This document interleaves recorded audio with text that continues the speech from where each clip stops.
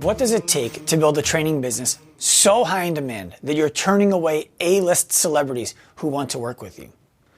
What's up, Active Lifers? I'm Dr. Sean Pastuch, the host of the Active Life podcast, and today I'm joined by Don Saladino in studio. Don Saladino is a trainer who has worked with the top of the top of the top of Hollywood. And today he comes in to break down how he went from being a trainer who almost lost everything in his life, having to work 15 to 17 hour days, something you may have heard me talk about, to get it all back.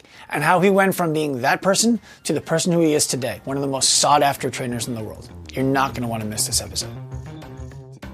Don Saladino, welcome to the Active Life podcast. Psyched to be here, man. Thank you. My pleasure. You don't know this, but you were the first person to grace this studio. That is special, and it looks shiny and new in here. It's very professional. I appreciate it. I'm loving everything about it. The goal is to keep it shiny and new for a long time. That's kind of always the goal, and it always fades a little. I remember owning some clubs in the city. When you build it, you always see that little speck or that little mark that the handyman or the contractor kind of messed up on, and you're always sitting there looking at it. I remember looking at certain things, certain dents in there for 15 years, things I just couldn't fix. Oh, I can walk you down the block after this interview. We have a space that we just built out. Basically just drop my life savings into this space. Yeah. Sounds right. And I'm like, it is 99.999% perfect. Yeah. And all I think about is that 0.0001%. I'm with you on it. With you on it. But to me, this room right now is kind of like a notebook on the first day of school. I know it's awesome. It's perfect. It's a perfect podcast studio. I appreciate that. Yeah, the hope is that the handwriting stays nice. Right? You guys will do a good job. You guys have the elements, you know what I'm saying? And I've done my research, and speaking of Dr. Gabrielle Line, and you know people doing it right in the industry, and you guys know your audience. You guys know what you're doing, definitely. And it's nice to see people out there leading by example and doing it the right way. So I appreciate that. I'm honored to be here. Thanks. The reason I wanted to bring you on today is because I have so much respect for the integrity with which you have built your career. Thank you. You're welcome. You have a lot of sizzle, and you have more steak. Thank you. You're welcome. That's actually a big compliment. Mark Fisher. I don't know if you know Mark Fisher. I don't. Mark Fisher. We could talk about him. He was a guy that took a little bit of that sizzle also and made it into a very successful business. And he gave me a compliment years ago. He's like, man, Don's the one who's going to legitimize celebrity trainers. Cause I always hated being called that because I always thought it devalued what I built over the last 25 years, or I thought it devalued my education, or I thought it devalued the fact that I'm really a coach. Like, why did you think that? Because, celebrity, it's fluffy. You have to think about that, and you got to admit it. It is fluffy. Oh, it sounds fluffy. It sounds fluffy. It's like, all right, Don's a celebrity coach. I'm like, well, what the hell does that mean? Well, I'll tell you what. I'll echo what you're describing as an adjective, if you will. I picture somebody putting a person who needs to lose 20 pounds for a photo shoot or whatever on a Bosu ball on their knees with a kettlebell upside down, pressing it up and down. And that's tough. But you know what I mean? Like, you just made me sick. Yeah. But when I hear the stigma that you're describing around celebrity trainer, that's what I picture as a thing you're trying to avoid. Is that? Yeah, I was trying to avoid it for a while. And I think early on in my career, 25 years I've been doing this now. My first celebrity was probably 16 years ago. So 16 years ago, it wasn't celebrity. People were calling something like fitness professional. Now I'm like, call me what you want. I think I'm comfortable enough in my career and what I've done that I know people know me, and they're not gonna. I think the other day someone thought I was Dr. Saladino. They're like, sure. They're like, oh, you're that like carnivore guy. Like that's like someone said to Gabrielle, like that's ridiculous. I'm like, no, talk about that other doctor. I'm not a doctor. Dr. Saladino. I'm not on a carnivore diet. I'm like crazy. Not your brother. No, my brother's not a doctor. So yeah, it's been a long run for me, and there's been a lot of highs and lows in my career, but the highs definitely outweigh it. I could not be any more blessed to be in the position that I'm in. And if you want to call me celebrity trainer, feel free. Well, what you're describing right now to me is a sign of confidence. Yeah. It's a sign of knowing exactly who you are. Knowing who you are, yeah. So I have a 4-year-old daughter, a soon to be 6, and a soon to be 8. Perfect. Right? Great ages. So, they are great ages. My daughter just went on her first date the other night. Oh man, she's 15. It was very emotional for me. I believe it. Yeah. Sorry, not to throw it in. No. It goes fast, is what I mean. So. Oh, I saw an Instagram reel the other day that was like, it was an older gentleman talking about the stuff that you're annoyed by today, the toys on the ground, the loud noises that don't go away, the kids who won't go to bed. He's like, one day your house will be quiet. Right? Give those back to me. I'll take it. It's like, you're going to miss it. And I was like, oh shit. We spent Valentine's Day, my wife and I, everyone's like, what'd you guys do? I'm like, we basically stared at Life 360 as she went on our first date. And we were just literally like, okay, she's still at the restaurant. Hour later, she's still at the restaurant. Oh, she's going to Broadway Mall now. And that was our night. Life 360 is like a tracking device for your kid. Yeah. Oh, you'll get very familiar with that. Sure. Don't worry. Give me a couple years, you'll be calling me up saying this is the greatest thing ever. You can literally see them moving. You can see what restaurant they're at. It's phenomenal. I like that. Yep. I'm going to have to, unless they evolve to like a chip I can just install in my kid. Oh, it's funny. Ryan Reynolds told me that yesterday, the actor, not to name drop, but I told him about that. And he goes, oh my God, I'm going to have tracking devices on my kid. He was obviously joking, but we were all laughing about that. That's an interesting thing that you bring up there, that not to name drop, right? Mm-hmm. These are your friends. Yeah. These are the people who count on you to be the professional who is guiding their this element of their life. Do you find that people think of you? Let me back up. You just did something that I've struggled with for a really long time. What's that? I'm curious about your thoughts on this. Yeah. From about 2014 through 2017, I was working with some of the most preeminent athletes in the world. Mm-hmm. Nobody knew about it. I wasn't telling people about it because I thought if these people are coming to me, they're coming to me in part because of my discretion. Mm-hmm. I thought. They didn't tell me that. They never did. Mm-hmm. And I never asked for media with them. I never asked for them to name me. I never wanted to talk about them in anything. And in hindsight, I think I was too protective of the reality that we were doing it for my own good and even potentially for theirs. You, I see, do it all the time in a way that I think is very charismatic, respectful, and not boastful. It's not like, hey, look at Ryan Reynolds. It is what it is. It's what I do in the sense of it's who I work with, right? Like when I started with Hugh Jackman, another name drop there 16 years ago, I would not, he would, you want to take a picture? No. Mm-hmm. You know, do you want to do some press? No. Like I was stupid. I should have just said yes. Yeah, right. Like it's. I think there's this line between overstepping that boundary and welcoming a moment and capitalizing on it. And like I never ever ask my clients for pictures ever. I believe it. And right now I literally probably work with two people. That's it. Ryan and his wife and their family, and they're probably two of the most important blood related people in my life. I mean, they've done more for me in my career than I can ever explain. But they're family and I love them and I will work with them as long as I'm alive or as long as they'll have me to work with them. And otherwise my life is about my businesses and building and making sure that compounds and developing it just like he wants to do and just like she wants to do. Like we all have that entrepreneurial spark in us. And that's what's fun about it. But, talking about it and when we're in conversation, I don't see anything wrong with it. I think when it's your only conversation, I think that's a little much, right? So I think, if you're in that situation, ride the wave if they're offering it. But I respect what you did. It's what I did. But now you realize, hey, what? Yeah, I'm like, it's not the biggest deal. Yeah. What I learned through it was, I don't know if you know who Rich Froning is. Oh yeah. So Rich CrossFit champion, one of the greats. Yeah. So Rich was a client of mine for about a year and a half trying to work through some knee and back stuff. And he invited me out to his house, flew out to his house. We worked out for ever, right? Way more than I was appropriately fit to work out. Mm-hmm. And he's like, hey, you want to come inside and do a podcast? And I was like, yeah, okay. Like, it was awkward. It was awkward for you, but only because I'm like I don't want him to think I came out to his house for that. And there was too much projection. I was projecting too much, at least in my own mind. Now looking back, these people don't really want to do this. They're doing it as a favor to me because I do this for them. But the reality is, let people do that when they want to. Sometimes they want you to do it. Like I think sometimes it's a way of softening the blow. I've had some people in the past, not to mention names, that would want specific content out there, but wouldn't want to be the one to put it out there. Like celebs that I worked with years ago, and great, no problem. That's fine, and I'm happy to ride that wave. So I think it's mutual.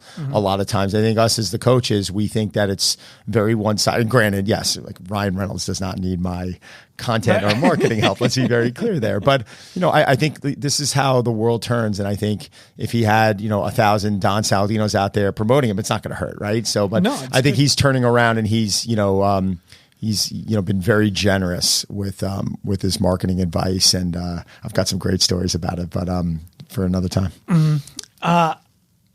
What I would love to do today, and we talked about this a little bit, is help people understand how Don Saladino becomes Don Saladino. There are a lot of people online. It's so easy today to grab a phone and say, I know how that person did it. We talked about it earlier, yeah. Right. Well, that's with the client, right? I'm talking about like, they must have been introduced to this person by someone in their family. They must have gotten this connection because they happened to be in the room at the right time. But how do you get in the room? And what's interesting to me is we have coaches who come to Active Life to further their career, and they can be living in the middle of Alabama, Mississippi, Arkansas, where there isn't a celebrity who's likely to be near them. They do want to have the credibility, if you will, the shine. And what I think you've done really well, like I said earlier, is there's meat behind the sizzle. The sizzle wears off after a minute, and then you still got to eat that steak. How does somebody start to add the exposure to the quality of work that they're doing? If the quality of work that they're doing is truly something that they've dedicated themselves to for 5 or 10 years and they're not getting the looks. You got to start putting yourself out there. Like you got to start putting yourself in the mix. I had this conversation this week with a buddy of mine, Coach Adam Ross, who's a nutritionist, and we helped expand his business. And I'm trying to get him to go to events, take a public speaking course with Tom Plummer, get out there, meet different people, meet different coaches, get himself into that mix. And you're not going to be seen. Dr. Greg Rose, you know him from the Titleist Performance Institute. No. He's one of my friends, one of my mentors. He was, when I went through TPI training, God, it was 18 years ago, I think it was. I was like the first level 3 when they started it. He was one of the people that inspired me to open Drive 495, which really started as a golf fitness training facility and then it evolved into other things. And I'm training superheroes, go figure. But that's just an example that superheroes golf too. I know, but it's just weird. I didn't think when I was opening the place that, you got to go with opportunity and you got to go with what you feel, right? Like if I'm sitting there training golfers and I'm like, okay, this is great and I'm good at it. And out of nowhere, I start working with these actors or these athletes, and out of nowhere I start feeling something a little bit differently, and that's where my passion's taking me. I'm going to go with it. And there was a lot more opportunity for me there because I was in New York City and it's the Mecca. I mean, come on, it's New York City. Right. My first club was in Soho. I mean, we would have, Dwayne The Rock Johnson's worked out at my place several times. Like you would be in there and there'd be everyone from Sandra Bullock to Emily Blunt to John Krasinski. I could name for 200 names easily, at least. But it was really more about me offering them something that was very private and very, very, very good in the sense of the coaches that we brought in. But I would recruit coaches from all over the place. Young kids who were living in their parents' house in Connecticut, coming up, taking our mentorship program, you're hired. And, this is how it kind of evolved. But how did I build this? God, I've been doing this almost 25 years. It's not like I just decided to start doing this and it clicked. You have to do the things that most coaches don't want to do. I was excited back in 1999 to work at Equinox. I was 2005. Which one? Great Neck. Oh, wow. I was in 76 in Amsterdam, New York City. I think it was like their second location. It was when the Ericos owned it. Yeah. It was before it even got sold to that first private equity firm. But I've spoken about this several times. That's when I saw it go from mom and pop to corporate. And that was a really... when the Related company bought it. No, Related bought it after. So one company bought it from the Ericos and then sold it to Related for like... Everything. I think 4 or 5x. Like it was a big number. I think they bought it from the Ericos for, I'm going to get this number wrong, 150, and then they sold it 2 or 3 years later for like 600 or 700. Right. It's a nice investment, right? Yeah, it's a good little turnaround. Yeah, good little turnaround in a short period of time. But it takes time and it takes cleaning up weights. It took me. I remember the early bird special, driving into the city, making sure I had to park by 5 a.m. from Long Island. That's early. And because parking was $13, I knew I could park in there till 11 p.m., $13. Those were the days. I paid $52 to go podcast for an hour and a half last week. I think it was $13.99 for the early bird special. So I knew by getting in there early. So I would open up, purple shirt, cleaning up weights. When my shift was over, work out, study, do what I have to do, go get a haircut, go get my nails done, whatever it was. I was just trying to fill time and then do it in the evening till closing. And I did that for a while. I think you're touching on something that could be missed if we don't highlight it. Yep. You were somewhere. You were physically somewhere that other people were. You need to be. Yeah, but this gets You missed. were in the beginning. Yeah. You were, and you still are now. You still are. You have to be. I am not recommending... I'm going to shoot myself in the foot right now for saying it, but I am rarely, let's use that word, I am rarely recommending an online coach if they haven't been in there getting their hands dirty. I hear you. I need to know that you have going in and working with 8 different people in a row, 8 different personalities physically, having to be able to see them in front of you, having to be able to adapt, cleaning up weights, understanding customer service. I come from a catering hall background. Like I grew up working in a catering hall for 10 years of my life. Got a lot of similarities, man. Really? That was my first job. Really? Okay. Yeah, I was busboy. Yeah, I was busboy too.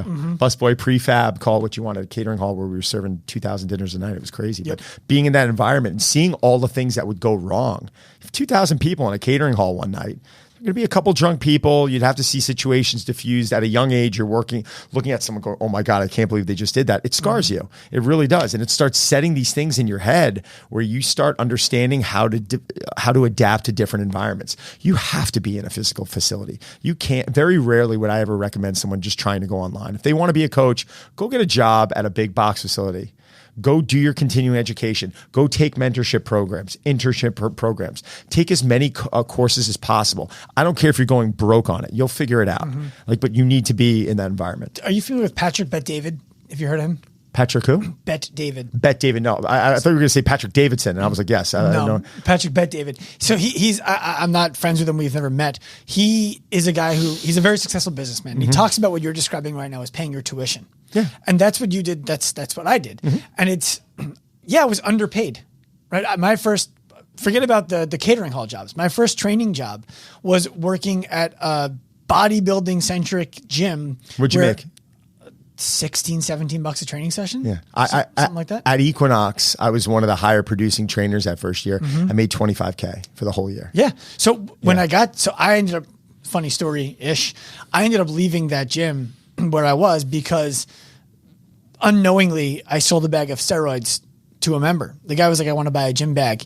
I'm like, we don't sell gym bags. He's like, you do sell gym bags. I'm like, I've worked here for 6 months. We don't sell gym bags. And he's like, there's a gym bag for me underneath the front desk. And I look down, I'm like, yeah, that's weird. There is a gym bag there. And he just gives me $700. And I gave him the bag and I'm like, that was very weird. That was very weird. Yeah. So it happened kind of quick. You were young. You didn't really. I was 20. Yeah, you're not looking into the situation. The guy kind of hustled you into just doing it, right? Well, my boss set me up, right? Like he didn't set me up to get arrested, but he set me up to be the guy who was. That's terrible. I'm sorry you went through that. But you probably learned a lot. Good. I learned a ton. Yeah. I didn't see the flags before where the boss had an office where he had double-sided mirrors so that when his wife would come in, he could kick the girl out the door on the other side of the office he was in. Interesting. Right? Like, I should have left way earlier. I didn't see these things because I was young and I was like, I want to look like all of these guys. I want to be in that social group. I will do whatever it takes. If that's what it takes to tolerate that stuff, I'll tolerate it. But I left that gym and I ended up going to work at Equinox in Great Neck. And different environment. Yeah, very. My first year there, I was pulling, 30 sessions a week. Yeah. And I don't think I cleared $40,000. Yeah. But you learn so much in that environment. You do. At the time, the EFTI was actually pretty good. I mean, there's a guy named Dr. Paul Juris. I remember going into these EFTIs every Friday and learning from him, and I was pretty amazed by him. And that really is what opened the floodgates for me. And at that point, it was like, oh, a pre and postnatal certification this weekend? I'll take it. Like that was literally my whole. I was just trying to take as much stuff as possible, good or bad. I always looked at every course or every person I learned under, and at a young age, I did one thing. I'm actually kind of impressed upon it now, looking back. I was like, wow, I would always assess things I liked and things I didn't like, and they were all tools I just kind of put into my toolbox or into my pocket, whatever you want to call it. And I wasn't leaving there going, oh, this is the be all end all, and getting like RKC tattoos put on my on my calf, right? I was saying, oh wow, this is interesting. Like I love these points they were going through, but then I was like, wow, but God, you had like 8 different instructors, all like coming around trying to correct you on little things. They were like contradicting each other, and like from a business standpoint, I started seeing people butt heads, and there were a lot of ego going on there. And at a young age, I was recognizing this, and I think I started packaging this into my future. And, and I took all these instances and basically said, I'm going to learn from this. I had very similar experiences. So for me, it was the first one that really caught my eye is, I don't know if that makes sense, is have you heard of active release technique? Oh yeah, ART. So when I was early in my clinical years, I got ART certified. And I remember the concept is you're breaking up adhesion in scar tissue, which sure, I'll say that can be done if you do it well. But the way it worked was you go around the room, you palpate the doctor who is teaching you how to do it. You're supposed to find scar tissue, and then you're supposed to treat the area that you found it in. And so I was like the 8th or 9th guy to assess a guy, his rectus femoris. And he's like, what do you feel? I'm like, honestly, nothing, man. I don't feel anything. I've never done this before. I feel nothing. And I have a question for you. He's like, what is it? And I said, if this works and 8 people before me found scar tissue and treated it on you, isn't that going to be... How would it still be there? Yeah, it's like... And he's like, just give me a few passes. I'm like, oh God, okay, I get how this could be useful. It's not going to be what I thought it was going to be, which is my whole practice. It's going to be a tool that I put in my pocket and identify when to use it. 100%. So going back to what you were describing, being in the room, the physical room, today I've made the mistake of being online too much, trying to grow the business that I'm growing. And now it's like, okay, well, I gotta go talk on the stages. I gotta go network with the people. But how do you go from that to I'm a trainer at Equinox and now I'm training Hugh Jackman a few years later? God, it was just, everything happened pretty fast. And when I say fast, it was probably about a 5 or 6 year span. When I ended up leaving Equinox, or getting fired, call it what you want. They were basically laying everyone off because they had this new company come in and they had to eliminate all of us because we were on higher pay structures than what they wanted to pay. So they let us go. I ended up leaving. They ended up hiring me back. At that point, I was already making triple and happier and controlling my schedule. I was like, okay, that's out. I wasn't afraid to take a risk, even to this day. I mean, even with a family, I've always been a risk taker. So I think 4 years after I started my own personal training business, I was a young kid. I mean, 22 years old. I think I made 200 grand. Like I was like I had a good year. I was like, okay, wow, I'm doing well. Training 40 to 60 sessions a week. I was the resident trainer at the Ritz-Carlton Battery Park. I'd pull my car up, give the guys $20. They'd watch my car 5 in a row. How'd you get that gig? Did you walk in one day? No. I trained the head of construction for a company called Millennium Partners that built the Ritz. And he was like, I moved down here. We're building a gym. Could you come help? And the next thing you know, I just kind of monopolized that whole gym down there and just took it over. And it was fantastic. Then I started going to one-on-one facilities where $25 per hour, charging $125 at the time. And it was like, okay, great. I'm pocketing cash, 8, 10 people a day, 5, 6 days a week. And it was just a machine. Like a drug dealer. It was great. And you know what? I'd turn around once a month. I'd look at a buddy and be like, where do you want to go? Vegas or Miami? We'd be like, okay, let's pick it. And boom. And get on a plane, fly out, party, have a good time. And then back 3 weeks. It was like business. And it was fun for a while. And then I started realizing, I was like, man, this isn't it for me. Like I want to have, at the time there was no social media. So thinking about getting into 2002, 2003, there wasn't Instagram, there wasn't Facebook, there wasn't like, people weren't monetizing online. If you even started talking about paid spend, it didn't exist. Right. No one knew what it was. So the be all end all there was to own gyms. I mean, I think if you owned a gym or owned a physical facility at that age, I think you kind of almost made it, whether it was even good at doing well or not. So I went and I fundraised and I ironically raised a lot of money. I raised about $5 million. That's a lot of money. A lot of money. By the time I was... Did you have a business plan or were you like, I think I can do it? No, full business plan. I had a partner. It was my brother. It was that's when we got motivated to do the kind of like almost a knockoff of TPI. We were taking TPI, which was an experience that you would go through for 2-3 days at Titleist. And we wanted to make it into a club where it had indoor simulators and a liquor license and all this stuff. It was brilliant. It really was. It was freaking brilliant. We were the first of its kind. There was no other facility in the world doing what we did. We were the first. So people were coming in, getting training, being able to hit a golf simulator. Kinematic sequencing, 3D swing analysis. We were using K-Vest and AMM, which is a 4 sensor system where we would look at the kinematic sequencing of the golf swing. And we would do that with a TPI assessment. Physical therapy. That's how I met Charlie Weingroff. Charlie and I worked together for about 12 years, brilliant PT. And, we became very good friends. But that's how that business started evolving into this whole golf fitness thing. And then I met Hugh. Hugh was working with a friend of mine, and my friend ended up having triplets, and him and his wife moved at the time.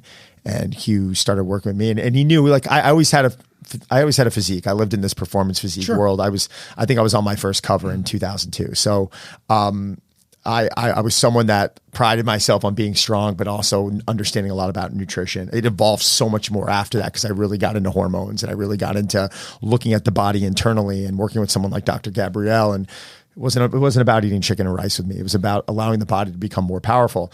And that's when my career started really taking off, because I was in there with these actors and I was always adding value. And I was worried about them. It was a place they can feel safe.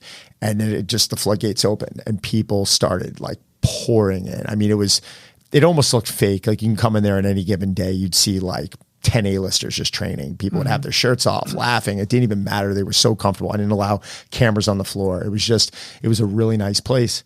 That was around the time when Lehman Brothers and Bear Stearns shit the bed. So like 08. Holy crap. I mean, that was a scary time. I remember my brother and I looking at each other. We were doing events 2 a week. Cash. It's like money. It was totally like covering our nut for the month, like 2 events a week. Right. And everything else is now yours. Everything else now is just, we're in the black, and out of nowhere it just evaporated. Like, that whole part of the business was just gone. It was, you could be making 10 grand cash for 2 hours of work. And then the next thing you know, you're going through 5 different levels of HR to make, the corporate spending just burnt up. So we realized then, we were like, we have to change this quick. This can't be the driving force of our business. This has to be like the miscellaneous category. And we hemorrhaged money for about a year. We're probably lighting $100,000 on fire a month, and we were losing our shirts. I mean, it came to the point where American Express shut our cards down. We came in one day, our power was off by Con Ed. We were literally taking from Peter to pay Paul. So what I started doing was I started going to a lot of these members, and I said, listen, this is our situation. I'm not going to lie, but you love this place. They're like, we do. You spent $100,000 here last year. Okay. I want you to front load me $100,000. Because you have it, you'll lose it in your couch, and we'll give you free membership, and I will burn it off to a certain period of time where you're actually making some money off of it. Like, it's not going to cost you as much. And they're like, we wanted to help. So I ended up raising about $1 million. Okay. And I burned it down myself personally in training. And, I did that over the next few years, which is a lot of work. So if anyone's talking to me about training and putting hours on, I'm like, don't ever talk to me about this. Like, this was on a level where I was getting into the club at 4 a.m. I just started having a family at that time, but to work like that, and it wasn't work for like, oh, we're building up our college tuition. We were digging ourselves out of a hole where we were personal. If I closed, well, why wouldn't you close? Well, we were personal, and they were going to come after $3 million of our assets if we didn't, that we had family members signed for, and certain things that they didn't even have at the time. It was a bad situation, but we dug ourselves out of it. And then we ended up finding a high level of success after that. I love that you shared that story. Thank you. There's so much there. You know, people only get to see who you are in real time at any given time. Right. And then if you did have social media back then, you might have been talking about it a little bit, just letting people in like, hey, we're working through some things, but it probably wouldn't have been here's our struggle, because that doesn't feel good for the people watching it. Everyone wants to talk about things after they're done with it. It's type 2 fun. It's true though, right? I mean, it's like, oh, now that I'm through it, I can talk about it. Like, you rarely hear someone turn around and talk about the struggles. And if they do, sometimes it sounds desperate. So I got to be honest, I probably wouldn't have. Right. No, I really wouldn't have, because at that time, you have to fake it till you make it. Like, people aren't going to want to come in and start committing if they're not sure that your power is going to be on the next day. But we had a close group of members. I kind of call them like our unofficial board, that they understood our vision. They understood what we were trying to do, and they understood the obstacles of 07, 08, which really, God, man, was that a tough time. But I look back on it now, and I think it was probably the single most important thing I ever went through in my life from a business standpoint. You find out who you are. The most creative I've ever been in my life, my brother too, was when you're sitting there going, holy shit, we're going to miss payroll tomorrow. 37 consecutive payrolls we almost missed. Going to bed at night going... Almost. I think we missed one out of those 37. And it was a day or two. And by the way, it was a shit show when it happened. It was a complete shit show. Like we had one staff member who was running around. They're going under. She got fired, obviously. Right, because that doesn't help anybody. It doesn't help anybody. And they knew us as people. They knew we were good people. We really opened our doors to people. We really offered this family environment, and we really stepped up for a lot of the coaches. The majority of them understood. The majority of them were very helpful, and they were like, "Boss, like Friday's fine. You know, we're in this together. We're in this together," type of thing. Like it's not going to help them if we then leave. Like then are they going to have a job the next day? The answer is probably no. It's a terrible thing to go through, and maybe several people on this listening are saying to themselves, "Oh my God, it's like it's an awful feeling." But trust me, all I could say to them is, "You will get through it." Well, here's. I'm sorry. Go on. No, go. Here's what I think is important for people to hear. There are some corporations, big corporations, that do a great job and make you feel important, and you are important to them. So I want to avoid poo-pooing that. The reason why your staff was like, "Boss, we're in this together," is because you were in it together. We were in it together. Yeah. It was never like, "You guys work for me. If you don't do what I tell you to do, you no longer work for me." No, never said that. And that's the reason, I believe, why they were in it with you. One thing that I did do, I never once said they work for me. I said we work together. It's our team. That was a line that I knew who was writing the checks. And to be honest with you, you would have an occasional, 15 years owning a place, you're going to have an occasional employee that thinks they can do it better than you, but they're not sitting in your seat. They don't go home with the stresses. They don't know what's going on behind closed doors. They don't know the landlord you're dealing with and the flood going on in Levi's downstairs and, the litigation going on because of this one. Like they don't see that stuff. They just see that, funny story now. I'll never forget, I had a golf pro working for me that comes into my office and he's like, I think you and your brother are doing things wrong here. And I was like, all right, interesting. I appreciate it. Oh, he wasn't necessarily the most articulate person. I was like, well, sit down and talk to me about it. All your golf pros should be wearing golf shirts, meaning like logo drive golf shirts. And I was like, you're right. They should be. I totally agree with you 100%. And he just kind of looked at me like this. I was like, you want to know why they're not? And he goes, well, yeah, enlighten me, tell me. I said, well, we lost AC this month, right? And he goes, yeah. I go, it's $20,000 in August to fix. So right now, 20 grand isn't something in the gym business in New York City when you have a $2 million overhead that's just hanging out. Like you're living paycheck to paycheck, especially at that time. So we've got an option. And I want you to help me think about this. We can either turn the AC back on because we're going to have Concept Air come in and fix it for us. Or, we can go dip into that and we can tell the members to wait, have you in the golf shirts that you want to be in. And he just walked out of my office. But do you see the thought process? Like, and that wasn't just once. You had other coaches there, and it happens in business. They're not going to take the risk that you're going to take. They're not going to go lease the space that you're going to lease. They're not going to go take cash out of your own pocket and put it on the line. They're all, and the most comical thing about it is it's really on the coach. The coach is coming in and is making an agreement, Sean. Like the coach is coming in and shaking your hand and going, I agree to work for you for this amount of money. But if they're feeling undervalued at a certain point or they want to make more money, leave. Sure. Like leave. Like your business can only afford to pay that employee so much money. If you start minimizing your margins, what's the point? Right. Why are you doing this? Well, I think for the employee listening out there, the take home here is your exchange is security, safety, consistency. And you don't have to ride the volatility that the business owner is riding. And in exchange, your reward is smaller than the person who is taking the greatest risk. Or figure out a way to add more value. Yes. One of the best stories that it was at a time where I couldn't afford to give raises. And I had this coach, I've told the story, that came in, he ended up being my head coach.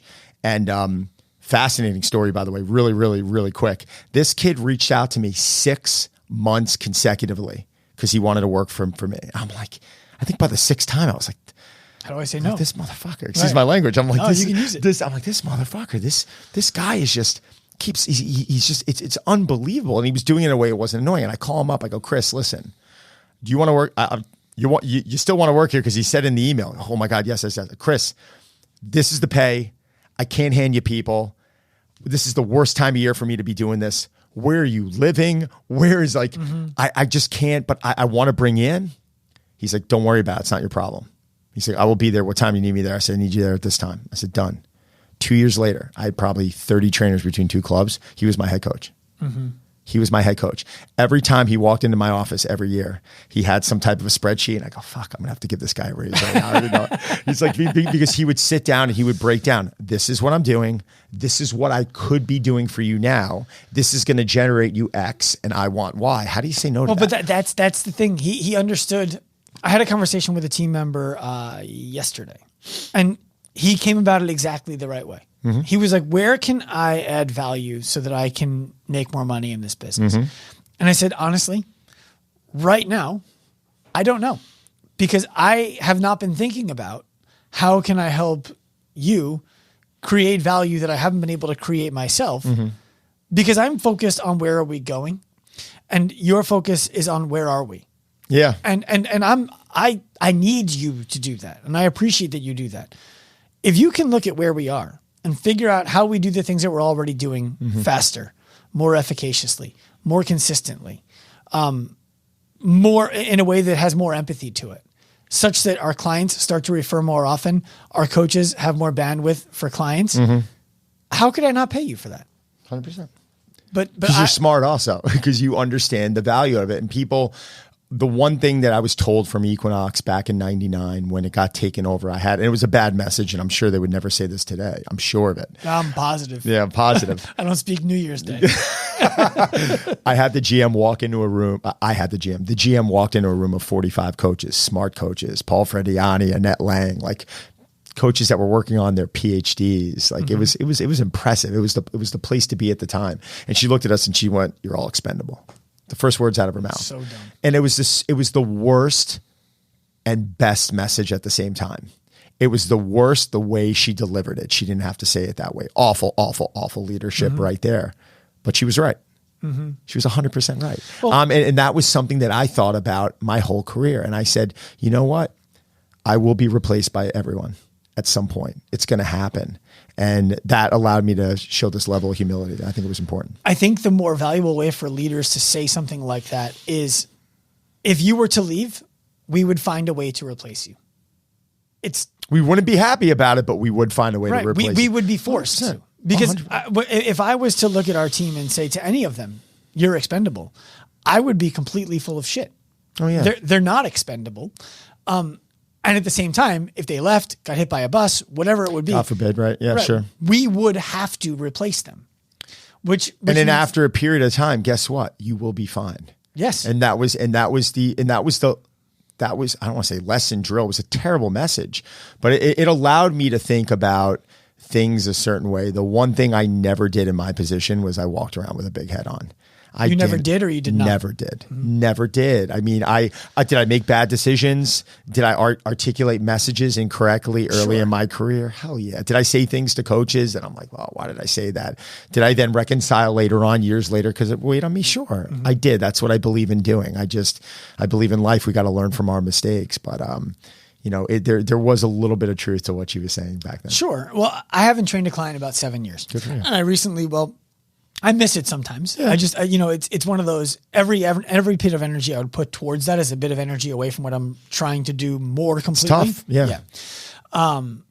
But so I recently had one of my first personal training clients ever, a guy nobody knows, right?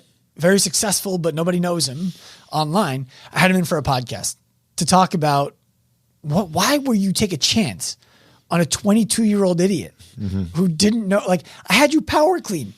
In your first workout, you wanted to lose 50 pounds. Your glasses were fogging up. What was I doing? Having you power clean. It's amazing. Yeah, but the interesting thing about those conversations is it's all about what did you learn when you were in the middle of doing, like, I didn't have a big head on my shoulders either. I knew I was good more than I actually was. So I did have that. I had confidence. Sure.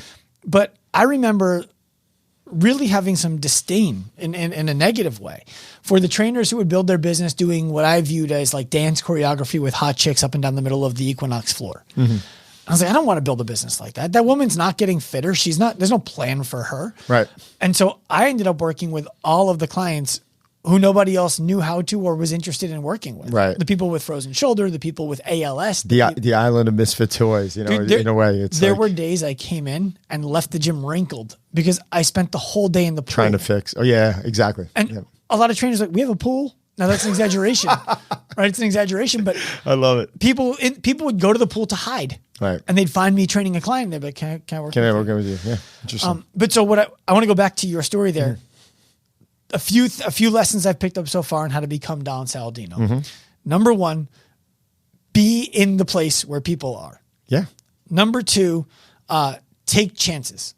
Number three, allow yourself to make less money than you are potentially worth for a long enough period of time where the exchange that you're making there is experience and value. 100%. Right? Knowledge. The next thing I want to ask you about is you talked about going to get a prenatal, postnatal certification on a weekend, right? What are your thoughts on the value of weekend certifications? My thoughts on the value of them, I think it's like anything else. I think there's good and there's bad. I think if you can go and put it in a little bit of an investment, you're making an investment and leave with some nuggets that you're going to now hold for the rest of your life. I mean, if the course costs you $1,000 and you utilize one tool from that over the next 20 years of your career, I think it was valuable.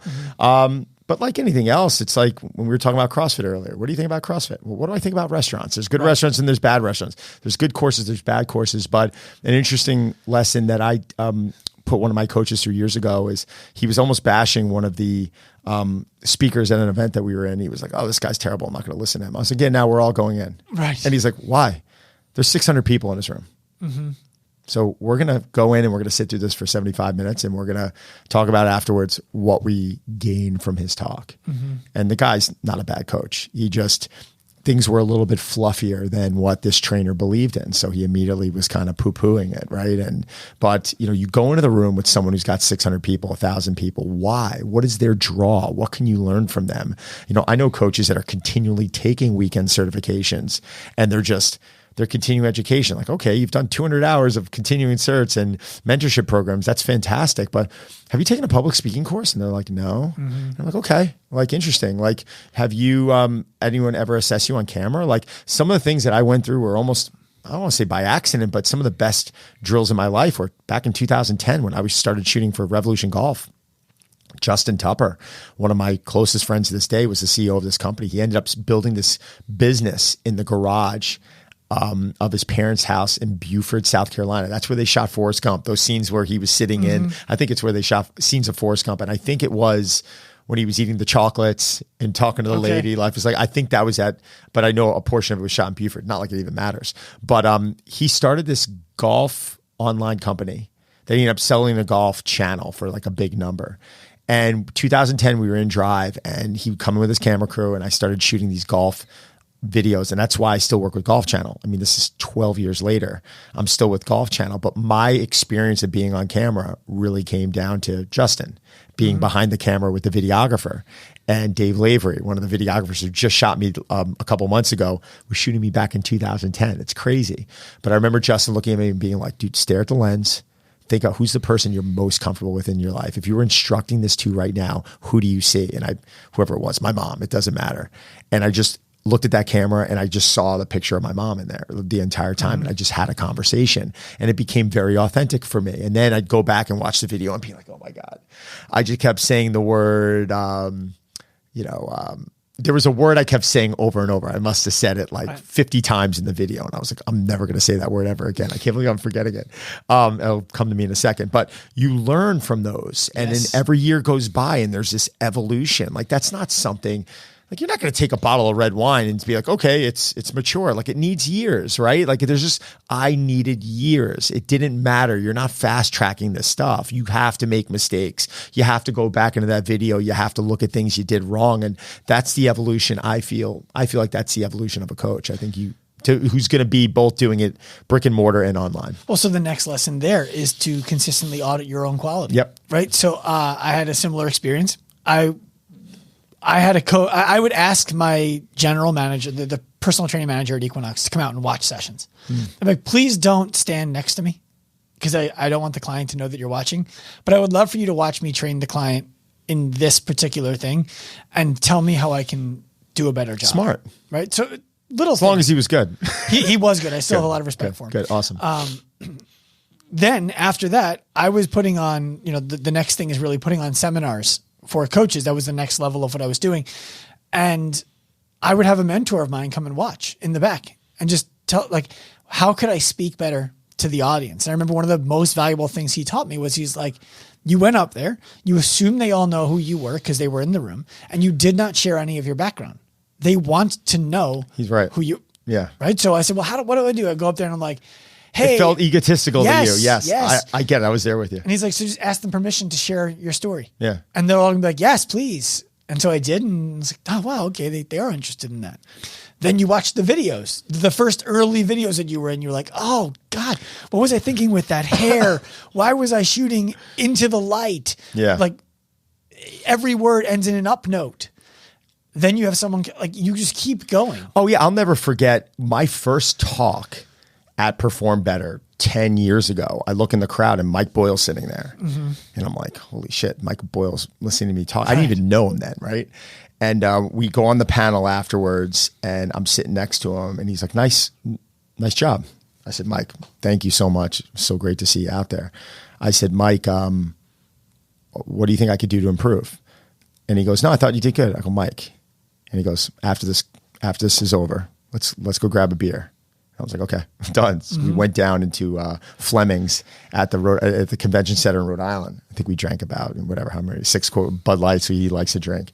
And he was like, da, da, da, da, da, da, da, da. And I was like, that's how he would do it too. Yeah, he was awesome. And to this day, I consider Mike like one of the most important people in my training career because every year he would come listen to me. Every year we would go to breakfast. I reach out to him. I took a train all the way up. I got on a train one day. I took a 3-hour Acela up to Boyle. I took an Uber to his facility to walk to the facility, bought him breakfast, jump on the Acela and left. Probably spent 2 hours with him.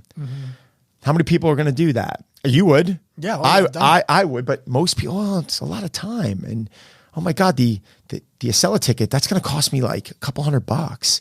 And they're looking at it in a very, I wanted to show Mike that I was serious. There was a level of respect that Mike needed to see from me. And I consider him a friend now, but how many people are doing that these days? 100%. Or they're not, the amount of free sessions I had to do, like Ebenezer Samuel, one of my good friends now, he's the head fitness editor of Men's Health, right? Do you know Eb? I was just going to mention that I was going to ask you. Yeah. You finish your story and then I'll So tell you. Eb, I reached out to Eb for like 18 months. And it wasn't like every month, but like every couple months, every time the guy was like blowing me off. I met Brett Williams, another great editor over there who I just spoke to the other day. Brett's phenomenal, by the way. And finally, I'm like, Eb, come in for a workout. And he's like, oh, I'll come down. And we did a leg session together. And he was just like, I got to start doing legs with you. I said, thanks. This is great. But the next thing you know, like that was an 18-month investment. We become friends. He comes out to the barn all the time. We get training sessions in. He puts me on the advisory board for Men's Health. Like, these are things that like at the time I wasn't looking at it. I was like, what can you do for me? My attitude was, what can I do for you? Yeah. And that has been my formula my entire career. I never went into one relationship expecting something. I went into these relationships trying to show them value. Yeah, it's so and good. Then it's a lock. Have you ever taken a speaking engagement or an opportunity for granted because you've done it so many times? Like, I'm going to show up and do my thing. I'll be great. And then has that ever happened for you? Just, what do you mean? Just showing up last minute? Like, no, not last minute. Like someone asks you to speak somewhere and you're like, yeah, I would love to come and speak. Sure. And you genuinely value the opportunity. Absolutely. Yeah. But then you don't prepare for it. And you're like, oh. No, oh God, there was one, it's not entirely my fault. I'm going to be honest here. I spoke at the PGA show in Orlando probably 10 years ago, but the presentation, like what it was, we were going up there. I thought it was a PowerPoint. They were like, it's not a PowerPoint. I was like, okay.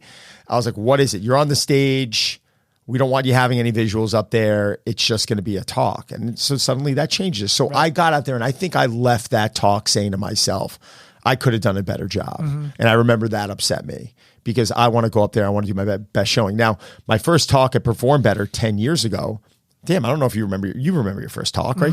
Your heart's racing. Like, I don't care how confident you are. I don't care how many times you're on camera. Like, you're a little fuzzy. And I think just doing it over and over and over, that gives you confidence to where now, I can get up there in front of a room of 500-600 people and I could talk to them as if I'm looking into that camera and it's my mom's face, you know, and then you feel that level of comfort. You're pulling people out of the crowd and you're really trying to engage with them. For me, that's fun. I really enjoy that. The reason I ask you that question is recently I gave a talk and a lot of stuff happened between the day I got asked to give the talk and the day of the talk. And I was like, I know what I'm going to talk about. I know what I'm talking about. And I didn't practice it. I didn't prepare it because I'm like, I've said all of the elements of what I'm going to say and I can put them together. And then Ebenezer sends me a DM and he's like, hey, I'm really looking forward to your talk. And I'm like, fuck. This is going to be his first impression of me. Of me. And I haven't. So I canceled my whole morning and I just crammed. Prepped my ass off. Yes. How'd you do? Who knows? How do you ever know, right? Yeah, you know, it really is. You have that feeling, right? You have that feeling. There's certain talks that I look back on that were 3-4 years ago that I'm like, oh my God, I nailed that. Mm-hmm. And maybe it's, you didn't leave there having that same feeling. So I felt really good about it. The title of the talk did not match what I was talking about at all. Cause I looked back and I was like, I gave them the title the day that they asked me if I would speak. Yeah. Cause I thought I needed to. Mm-hmm. And then I didn't tell them I was changing the title until the day of the talk. Right. And so the people in the room it might've been a mismatch. So that's where I'm like, I don't know. But I think I spoke well. I got 3 people asked me to be on a podcast afterwards. Yeah. I mean, listen, it's, you know, they're going to remember your last talk. Yeah. You know, they're going to remember your last what I'm saying is it landed, but the idea of, I will never forget that because now it will always be put your Ebenezer, whoever it is. He's in the room. Oh yeah. When I'm talking, always. You never know who's watching you. Correct. You never know who's watching. Yeah. So by the way, was your first talk on behalf of somebody else or was it on behalf of yourself? On behalf, it was on behalf of myself. I mean, it was really telling my brand story. I'm sorry. Let me ask that question better. Was it on your own stage or on someone else's stage? It was performed better. Okay. I'm sure I gave some talks at Drive early on, but like the first time I got called in to do a sure. I don't even know. Did you ever host seminars on your own? Yeah. At Drive, yeah. So that's what I'm talking about. Yeah. Like I think a lot of people wait for the call. Right. And they're like, now you need practice. Yeah. Even if you have 10 people in the room, you need practice. You need set up a camera. Set up a camera. Film yourself on camera every day and just go back and watch it. How about this? Do it in front of people. That's the real test, I think. Like when you have, you know, if it's your wife or your husband or whatever standing behind the camera, like it's different. Put 8 people behind there, 10 people behind there to kind of watch and assess. And that's what Revolution Golf did for me because you had the whole crew in there and they're watching you and you know that their schedule, their lunchtime is all contingent upon how many takes you're doing that in. And I think having that added pressure, that really helped me. Do you find that a big room or a small room is more intimidating, if you will? I know intimidating might be the wrong word. Which room do you feel that? I don't feel any different. I don't think. I know. I really, and that's an honest. People are people. It's like there's 10 people watching you. The talk's going to change a little bit. It's going to become a little bit more intimate. I think now you could start, leaning on every single person. I think when you have a huge room, you can generalize it. Chelsea Clinton gave some great advice to Drew. I didn't see a Chelsea Clinton reference coming out in this podcast. One of my favorite people I've ever worked with. Okay. Phenomenal human being. She's probably the only person, you can talk politics with. She was very very cool and very like, oh, you have your beliefs. Like, and you walk down the street, you can't even admit to people anymore, whether you're Democrat or Republican, you get half the world wanting to kill you. It never used to be like that, I felt like. But she turned to Drew Powell, who's an actor who was giving a commencement speech at his university. And she goes, Drew, this is what you're going to do. Find, grandma in the front row. And you're just going to look at her. If you're feeling nervous, you're going to look at her, you're going to reference her, and that's going to give you. And Drew walked on stage and heart was pumping a little bit and a full crowd and found his mark. And then the whole time he was going back and forth with this person. He was so shocked on how that just kind of decompressed him a bit. And I find that, helps me too. I try and use an entire room and I really try and get people involved and allow people to feel like that I'm, really like I'm not such a robot and I'm a bit emotional and having some fun up there. So yeah, the speaking end of it is something that's going to continue to evolve for me. I love it. I'm going to continue to do it. And But man, has there been a good evolution with that throughout the last decade? For me, when I'm in a small room, I'm like, this is different. It's like, do you feel a little more tight? You feel a little bit more jacked up? Yeah. Like jammed up. So if I'm going into a room and there's, let's say 30 people plus 30 to 3,000, I haven't done 3,000. So I'm talking out of my ass on this, but I imagine 30 to 3 million is the same. Under 30 and I see faces and I'm like, oh, that person, that didn't land with that person. And I anticipate all of that before I go in. And then I have to talk myself into, don't worry about that person. There are 29 other people for whom it might have landed. And I find that that's an interesting nuance to giving talks. But the reason I brought up the talk thing is I think I gave 20 talks to audiences that I put together before anybody asked me to speak on behalf of themselves. Oh, that's cool. Of their business. Yeah. And so I think for people listening, they hear you giving talks on stages. They hear me giving talks on stages. And they're like, how do I get on a stage? It's, well, you haven't talked to a gym full of people yet. Right. Right. Gather 10 people who want to learn something from you and teach them. Right. I mean, international, it definitely is different because of that language barrier and because I'll use specific jokes or references that are like 80s movies. And I go in that environment. I'm like, that's out. Like you just can't do that. Comic-Con for me was the biggest crowd I've ever spoken to. That was about. What were you talking about at Comic-Con? Oh, I guess training athlete. Yeah, training superheroes. Like they wanted to hear how, I think it was Dave Harbour, Hellboy. Okay. So they brought me on stage for like 20 minutes and I spoke to 8,000 people, which was pretty awesome. But it was, when you looked, I remember thinking I was going to be nervous. And I remember looking out in the crowd and seeing how happy and excited everyone was. And that was just like, well, that's a game. It's a game changer when you look out there and you read the crowd and you're like, all right, they're into this. Then you're fueled differently. Well, that's another thing to remember, I think, is that the audience wants you to do well because they want to have a good experience. Yeah, of course. Right, so they're not out there looking for you to fail. They're looking for you to succeed. Right. But if you suck, you suck. Yes. If you suck, you suck. If you're giving, like, I've been to some talks where I'm sitting there going, oh my God, like this is terrible. And it's almost a bit embarrassing. I've never to mention any names, but it happens. It has happened to everyone. It's happened to all of us. It may happen to us again. You never know. I think you just got to go up there and do the best you can. Yeah. Well, I was telling you earlier about that I had the experience with Rich Froning working with him as a client. He invited me out to his gym to do a seminar that he helped us fill. And that gym is in what I would consider to be the Bible Belt. Right. And I did not, that was my first time talking in that area. And I don't curse often, but I curse. And I started the thing with like a sentence that ended in the word bullshit. And usually people laugh. Oh, they were like, ooh, I don't know if I like this guy. Man. And the next time I spoke, before I talked, I acknowledged, hey, I apologize for using the language I used in the last talk that I gave. I realize now that it may have offended some of you. And they were gracious. They were like, hey, I really appreciate that. That's cool. It's nice when you show your vulnerable side. It's nice when you turn around, when human beings turn around and admit that they were wrong or maybe made a bad decision. I think, That was a bad decision. Yeah. Hey, listen, I've been there. I've done it. Yeah. Well, so you very nonchalantly earlier dropped that, when I was on my first cover. And I know you've been on 7,462 No, covers? not that many.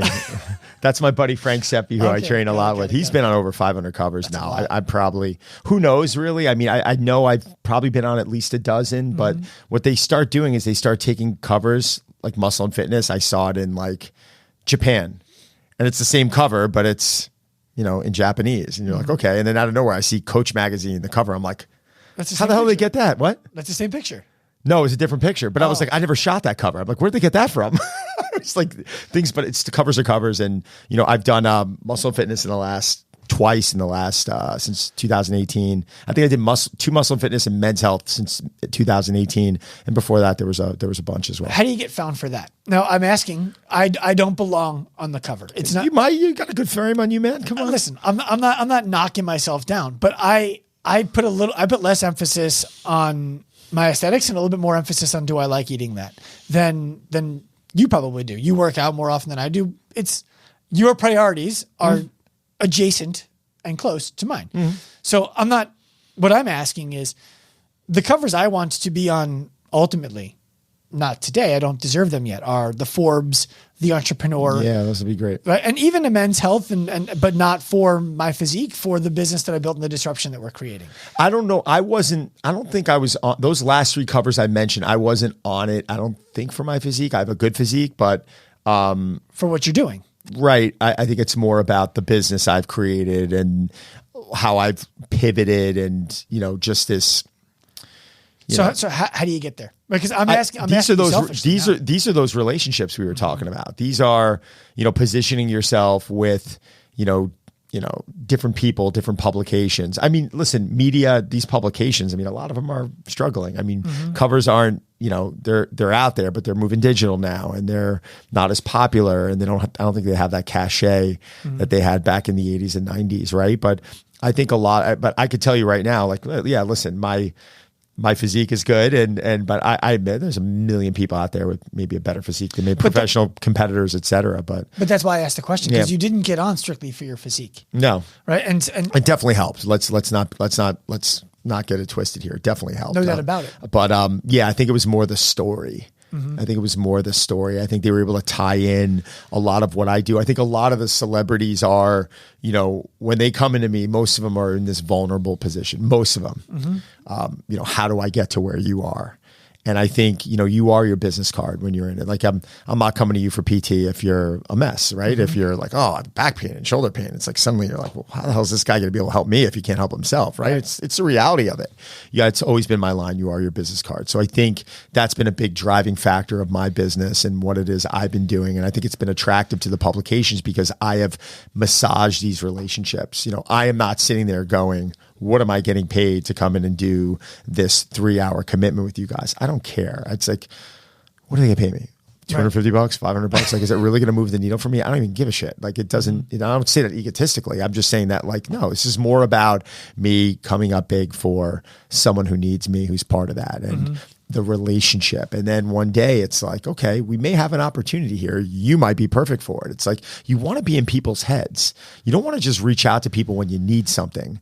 Reach out to them when you have something for them. Reach out to them when you think that you can, bring some value to their life. Make it about them. How about this? Go to an editor and rather than making it about the magazine, how can I help you with your personal, or your wife with her personal? Or so do you think, I'm curious here. Yeah.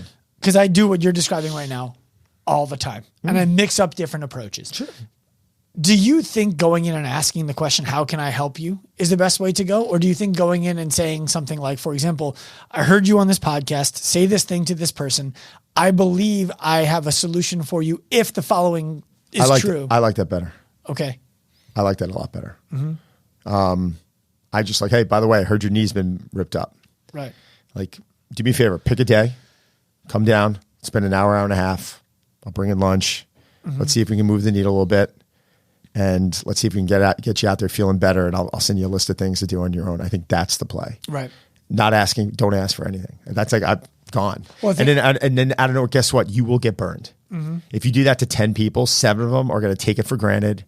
They're going to expect it. They're going to have that sense of entitlement. I had a woman once. She was a freelance editor that messaged me. I was doing some work with her and she asked me to write out a program. So I wrote out a 12-week program from start to finish. It took me a lot of time. And then I'm not going to mention the guy's name. I delivered it to her. She then a week later posted about an ex-NFL guy who wrote her a program. Stop. And to this day, I will not give her any content. She reaches out to me all the time. Does she know why? Nope. I'm not telling her. I don't care. It doesn't matter. Because it doesn't matter because of a few reasons. Like, it wasn't the first thing that she did. There was something else that I kind of was like, all right, I'll give her a break on it. It's who she is. Right. I'm not giving her any love. I'm very politely, sorry, gonna have to pass on this. Sorry, gonna have to pass on this. Happy to refer someone to you. I don't want to do it. And they're like, well, why wouldn't you do it? Well, one, first off, you put all this time in to, answering these questions. I think some of these publications are really messing up because they're trying to keep their costs so low that they're hiring children to come in. And I got interviewed the other day. I had an interview set up by a big, we'll call it outlet, very big. The woman's at the Whole Foods counter, like checking out. And I said, oh, hi. I said, while she was interviewing you? and I was like, listen, I'm like, do you want to talk later? Like, I can hardly hear. Oh, no, it's fine. Just hold on 1 second. And she's like, yeah, can I get a bag? And she's literally, I thought it was the most unprofessional thing. She's utilizing my time. So she gets on a call with me. She asks me questions for 45 minutes. Answer, go into detail on probably half the questions, because the other half that she was asking was like, whoa, what does this celebrity do with his wife, and or this, or not mentioning any names. And I said, listen, I just can't answer that. I got a call from her editor. I heard you didn't want to answer any questions. And I said, no. I said, the article was supposed to be on this. I said I would answer questions, but I wouldn't get anything personal. Right? And I didn't think she'd be at Whole Foods checking out. Right. I didn't think she'd be at Whole Foods checking out. She's like, what are you talking about? And I went into detail on it. I said, in all fairness, I thought the interview went fine. But now she's complaining that she didn't give you the juicy meat that you guys wanted. Right. So then I get a call back from them like a week later, like, oh, we'd like to use the article. And I'm like, unfortunately, my team decided to pass on it. It wasn't, these things are not really doing anything for the coach anymore. Like the coach being featured in the articles, and I'm probably shooting myself in but it's the reality. Like, you're not going to get a big return on followers. You're not going to get paid a big amount of money. Like, it's bragging rights in the beginning, but then after a while, like what does have the return? Engagement. So engagement. It really does. And I think on any capacity, I mean, if an email list will give you over, I think the statistic a few years ago was something like over 130% ROI in comparison to, an Instagram. Like, I think an email list is huge. I think engaging with people on social media, I think giving talks, I think adding value, lead magnets, giving away free. I think that's fantastic. Right. I think building trust in people. I think if you're a good person, allowing them to see who you are. I think me getting mentioned in a publication, I do it now with people I have great relationships with. Ebb Samuel, Men's Health. Brett Williams, Men's Health. Charles Thorpe, Men's Journal, Rolling Stone Magazine, all these other.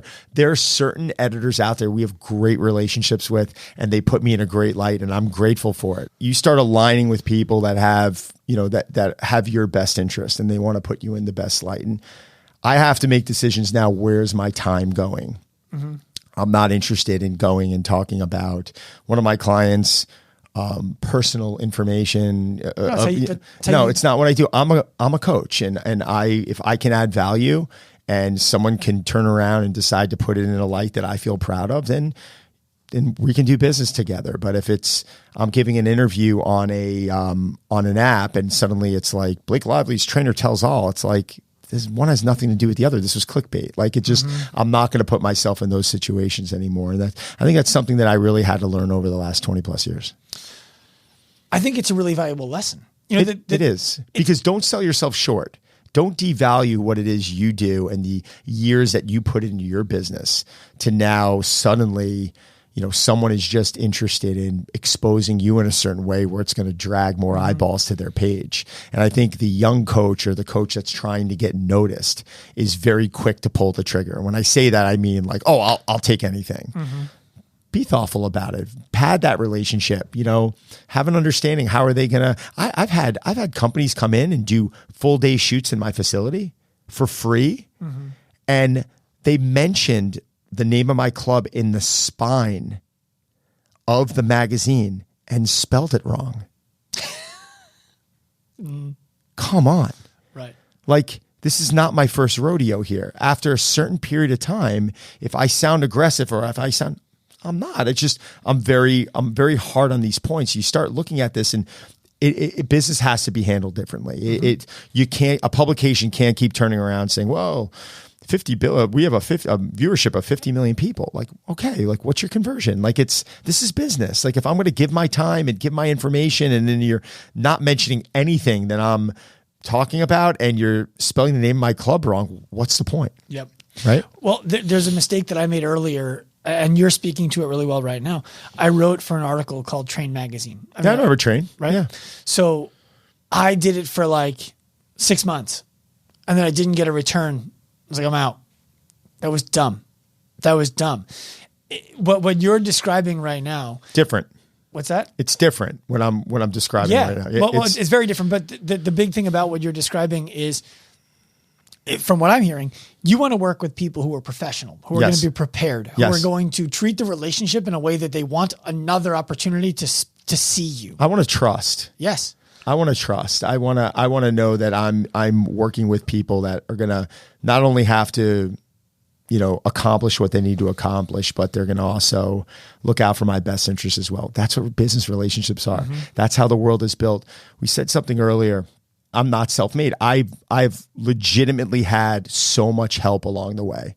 I've had situations financially where the club was sucking wind and I had members believe in me. I had opportunities given from some incredible people who valued what it is I was doing. I had some amazing people in Hollywood who felt like putting me up on a pedestal and showcasing me when they didn't have to. Mm-hmm. I still have some amazing mentors. I mean, along the way, the one thing I'll pat myself on is my work ethic, the level of resiliency. But when it comes down to getting help, I got it. And I think I haven't really met anyone who hasn't. There's always been a break, or there's always been some type of, uncle that helped out or made it. How about introductions? I'm sure you've gotten introductions to certain people. Gabrielle introduced me to you. Exactly. So we're here right now, we're doing business, and you and I will be friends, and we're going to bring each other business, and we'll help each other. That's what we do. That's what we want to do for good people. But when I hear someone say, I want to do it on my own, I had coaches in the past who left my club a bit bitter, and I cannot tell you, because of how they handled themselves, the amount of business they lost. Sure. From me not sending them people that could have changed the trajectory of their career. Names in Hollywood right now that are enormous, that I'm just not taking people on anymore, that needed a trainer on this area or that area. Names I can't, you'd be like, oh my God, I would, I cringe having to turn these people away. They're so well known, but because they didn't pad those relationships and because they didn't handle it the right way during their exit, they're the ones that lost out, and they shouldn't have. They were good coaches. They just unfortunately developed bad attitudes. Well, the reason I brought up the Me Writing and Train magazine is because I was looking at it transactionally, and you just gave a masterclass on looking at it as what can I give to somebody. And that was me being really young in my career, and you explaining something that I wish I heard when I was still writing for the magazine. Because Train magazine could have turned down into, oh my God, the PT with the physique. Then maybe that's a cover. Then maybe that's marketing material. Maybe that's something you would have gotten really comfortable with the editor, and then you ask, or maybe there's a story behind that, behind one of the athletes. It could have been, but guess what? I'm not even say it's a screw up. That was part of your path. Because there were plenty of things. Yeah, there were plenty of times I look back on now and I'm like, oh man, like I could have handled that better. I could have handled that differently, or that was part of the path. Sure. It's just, you move on from it. You don't look back on it. You don't regret. Well, you were talking about not being self-made because people have helped you along the way. And I want to make sure that the audience hears that in a way that's productive for them, because I believe there's an opportunity for them to say, oh, well, okay, I don't have those people around me. And what I want them to hear is... I built that. Right. Right. You built that. Like you create the reason for the audience that you surround to surround you. And then you give them enough that they trust you and they want to see you succeed. And so they want to help you. I want everyone to think about something. If a human being turns around and just starts giving and taking care of you, and then out of nowhere, going overboard and just hooking you up and hooking you up and hooking you up, you're going to start thinking about that person a lot, aren't you? Yeah. Oh my God, like this guy just sent me a full supplement package, an Aura ring. Oh my God, he just invited me out to do this. Oh my God, he just bought, and just giving. Then at a certain period of time, most people are going to turn around and say, how can I help? It's just, if you're hanging out with good people, if you're in business with good people, it's the right thing to do. It's human nature. Hopefully you are aligning yourself with people that instantaneously want to get back, because that's, I think, the world those are the people we need to align ourselves with. My business world continues to expand. My social world continues to decrease by choice, because I have kids, I have a wife. I'm not going out, I'm not partying. The people I'm in business with are really the ones that I have some good relationships with now, and it's like you're almost multitasking. Well, the business oftentimes indicates the priorities and the values. And so the people who you're going to hang out with are not going to be the ones who are like, hey Don, we're all in health and fitness and making people better, let's go get fucked up. That's no thanks. Yeah, it's like those days change, right? It's priorities now. It's my Saturday night is watching a movie with my wife. We didn't go to dinner on Valentine's Day. We sat home, we had dinner together at the house, and we watched our daughter on her first date on Life 360. On the big screen TV. Yeah, we were literally like, oh my God, our daughter's on her first date, and we were really emotional about it, but we got a good night's sleep and we woke up and it was like we were happy. We do enough stuff. Like we vacation, when we want to have dinner, we have dinner. We don't have to wait for one day to go do that. That's just how we live. But it was made us more happy for us to be home laughing in front of a movie, having a good healthy dinner, getting to bed hearing from our daughter when she got home at night.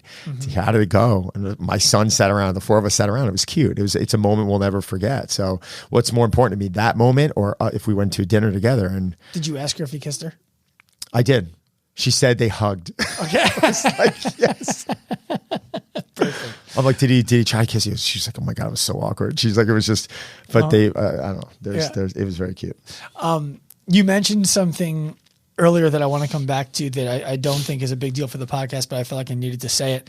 You mentioned making jokes about 80s movies. And I listened to your podcast with Max Lugaver. And Love you guys Max. were talking about brilliant guy. Yeah. Who's the best Bond? That's not close. It's not. Are you going to argue with me right now? Okay. No. My name is Sean. Come on. So I just wanted to make sure. Legend. Yes. Legend. I've been going back watching Bonds. Ironically, my second favorite Bond, because we know it's my first and your first is Sean Connery. I really liked Roger Moore. Interesting. And the reason why most people wouldn't expect to hear that was the first Bond I ever watched. So I was born in 1977. So I was watching Bonds in the 1980s. View to a Kill, I think was 1985. There was a bunch of others that he was in 1981 or 1983. And he was in that span. I think he did 4 or 5 movies. So Octopussy, all these like weird movies, like funny names. But I remember watching those movies. So that was, and then my dad turned to me and was like, that's not Sean Connery. That's not James Bond. And I'm like, who is? He's like, Sean Connery. And I remember going in and I remember watching like Dr. No and all those others from like the first on. And I was like, oh my God. Like there was something so... what's the word I'm looking for here with Sean Connery? He was like masculine, but sexy at the same time. He was tough, but just cool. He did some funny stuff. He was like suave. He wore the different hats. And that's not to knock Pierce Brosnan. I think Pierce Brosnan is a bit of a different character than what Connery and what Roger Moore was playing. He's a little harder and more highfalutin. Great word, by the way. Wow. Thank you. Well done. I still have some of my SAT stuff. This is fantastic. Would have been way over my head years ago. I wanted to mention that because I heard you guys talking about it, and I wanted to just, no disrespect to Max, I wanted to rubber stamp Sean Connery is the original and the only. Wait, I forgot. Who did Max? He liked Daniel Craig. He did like that. And probably the only thing I'll ever disagree with Max on is that. I mean, his fitness stuff, his health, nutrition, brilliant. But Max... It's Sean Connery. Yeah. So let's get back to the important stuff, or the less important stuff. The less important stuff. You have said on every podcast I've ever heard you interviewed on, and I've listened to many because I wanted to make sure that I was an appropriate steward of your time today. Thank you. I appreciate it. You're welcome. That when someone has something going on that you're not sure what it is, you're making referrals to PT, to medical, to dietitian, whatever it is. But I think that today, a lot of people feel like they need to be all of those things to somebody. So how do you make referrals to a physical therapist and maintain your credibility with the client? I know I would like you to answer that in a way that the person who doesn't know how to do that would need to hear. Sure. I think it actually adds to your credibility. So I know my lane. I know what it is I'm good at now. Do I understand corrective exercise? Do I understand lateralizations, regressions, progressions? Yes. Okay. But when you have a team in front of you and suddenly there's several people working on that individual, a Dr. Gabrielle Lyon, functional medicine doctor, a physical therapist like yourself or Charlie Weingroff, the coach like me, suddenly I feel like you bring a lot of strength to your program. And also, this is networking. This is how, you want to get noticed. You want to build your business. Dr. Gabrielle and I have had an incredible relationship for a very long time. I'll be the first to tell you, she has done a lot for me and I've done a lot for her. Listen, she connected us, right? So that is part of this. So you start aligning yourself with people in business that have similar values to what it is you believe in. And they're not all about themselves. They also want to help bring things to the table and help you grow.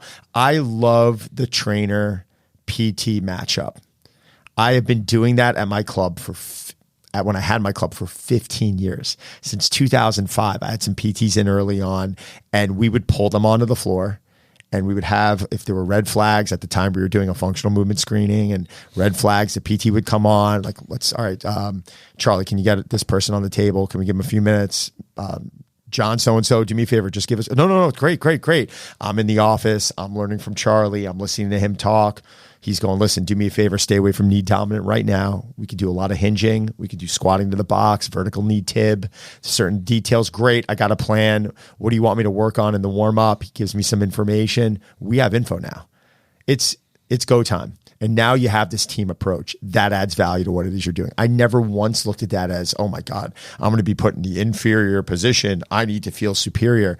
You start establishing that network, and we start feeding each other people out of nowhere, your world grows pretty fast. Yep. Now, Dr. Gabrielle hears that I'm going out to LA. Oh my God, you got to get on Max Lucavire's podcast. I'm like, well, I don't know, Max. She goes, I'm calling him right now. Boom, right? I'm going out to San Francisco to the Mind Pump guys. I'm going to go to them before Luca event. I'm stopping there quick to meet with them, right? Here, they're great guys. But again, not my hookup. Right. I'm not self-made. I did not make that cold call. You start relying on relationships, and you don't feel bad about asking for that favor because you brought a lot to the table also. That's business. Yeah. And when you're in bed with people in business that are, solid and they're able to, do things mutually, then you start valuing those a little bit differently. And I've had plenty of people confide in me, and they're like, oh my God, I'm sending all these people as PT. They haven't referred one person to me. And I was like, okay, well, there's a couple things we're going to do. One, we want to diversify your PT network, and let's find another PT and see how they respond. But I'd have a conversation. Like, hey, Dr. So-and-so, question, do you have any clients that like I could be working with also? Like, oh, Don, I didn't realize you were looking to take on clients. Suddenly it's like, all right, well, he didn't know. Or, or if it's like, oh, well, you know what? Not really my interest. Well, okay, well, right. This isn't have a nice life. Like, why do I want to, like, this is mutual. Like this, I'm sending someone to a PT for one reason only. Primary reason is to get better. I want that PT to be able to release that parking brake from that moving car. So when you come back to me, it's go time. And then that is going to be the best referral source. Oh my God, Don Saladino, I went into him. Unbelievable. Within 5 minutes, he had his PT on the floor with me. They were running me through an assessment. He got me through a training session. I couldn't touch my kneecaps. I was touching the floor by then. My body felt great. My back felt great. I had a great workout. He had me doing different stuff. It's like that suddenly goes from becoming a luxury to a necessity. Now suddenly people are looking at you and your business not going, oh, you know what? X amount of bucks an hour. It's a little expensive. Well, you know what? Cut back on your dinners then. What's more important to you? Right. Opening that bottle of red wine that's costing you $400 or $500, or paying for someone that's going to be able to change your life, because that's what I'm going to be able to do. And that's the mindset. I think the thing that there's a few things you said there that are really important that I want to make sure we come back and people hear. One is the physical therapist that you're working with is saying something like, avoid knee flexion for now. That is different. That is language that is, it's so nuanced. But the difference is there are physical therapists, there are orthopedists, there are chiropractors who will say, avoid knee flexion. I don't understand it. You follow me though. Yeah, no, but I don't understand it. I have a challenger community right now of about 9,000 people. And I can't tell you how many, and I refer to PTs all the time. They're asking me questions. You got to go to a PT. You just said the word pain. Right. I am not going to start frivolously giving you exercises because I think I'm smarter that I can work. Go to a PT. Like it's the responsible thing. I can't tell you how many PTs will look at someone and say, keep it pain-free. Right. Suddenly they're sitting there going, well, I had a woman look at a PT the other day and go, can you look at this, these exercises and tell me what I can and can't do? It takes 5 minutes. Okay. Split squat. Yes. RDL. No. It's like, how hard is that? Not. You know what they said? No. They said no to it. And to me, I think that's irresponsible. It is. As a physical therapist. It is like, keep it pain-free. Oh, thanks. Well, I don't know if I'm going to be in pain. Like, I'm nervous to go overhead. Am I going to be in pain, or do I need to be training there? What is pain, by the way? Right? Like 100%. Exactly. So, is it weakness? Is it like what am I looking at here? And that's very smart, of course. Is it the good pain? Yeah. Is it right? So what you just described is what set my career off. When I was at Equinox going up to the physical therapy suite, because like I said, I was working with the island of misfit members. When I would take them up to the physical therapy suite and say, what do I do with this person? If it hurts, just avoid it. Okay, well, thanks. For how long? Right? Well, thanks. What if I go in and do a movement once, right, and I really hurt it? Oh, so I'm going to try a hang clean right now. You know, I've got major shoulder issues or major elbow issues, so I'm going to go try a hang clean, and if it hurts that one time might be it for you. Yep. I think it's irresponsible. I think we need to do a better job. When I say we, I don't mean you and I, of course. I think people collectively, we need to do a better job in this industry. The session does not end when that hour is up. The session doesn't start when that hour begins either. Thank you. You know, boom. Our entire mission, you know, the language of the mission, I actually want to evolve it, but for the moment, the language of the mission is humanize the healthcare industry by professionalizing the fitness industry to empower the individual. I love it. The idea being we can evolve fitness to function as healthcare so that we're right up to the edge of what the physical therapist can do. And we can make a responsible recommendation to the physical therapist and get the necessary information back to help the client. Now, the other thing about avoid knee flexion for now indicates that there's a date when we're not going to avoid knee flexion anymore and gives the client hope. And the physical therapist or whoever who would say that is thinking about that. And that's the other thing that you said that I want to shine the light on. You don't do it for the sake of this person. I'm going to refer to you and now you're going to refer to me. What you were describing was not that. It was not a quid pro quo relationship. It was you're a physical therapist who values your clients exercising. And so when your clients are looking for guidance, professional guidance with their exercising, you're going to think of me because I'm the guy who's doing a professional job and consistently putting myself on your radar by sending you people who need your help. It's finding someone who has the values that they're going to make the referral back because they value what you do, not because you made a referral to them. 100%. And guess what? You're not going to bet 1,000 on that.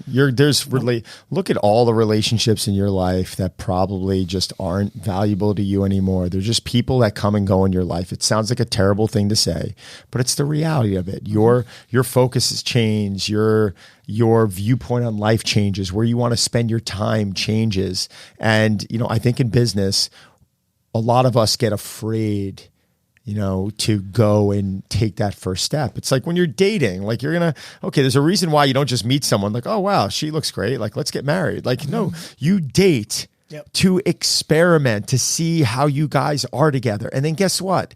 When you pass that phase and you want to take that next phase, you normally move in together, right? These are just typical things that most people, I'm not saying everyone, I have the occasional friend that met someone in Vegas and they're getting married that night. I hope you don't do that. Didn't work out for them, by the way. But you know, there's this progression. I met my wife. We did the long distance thing.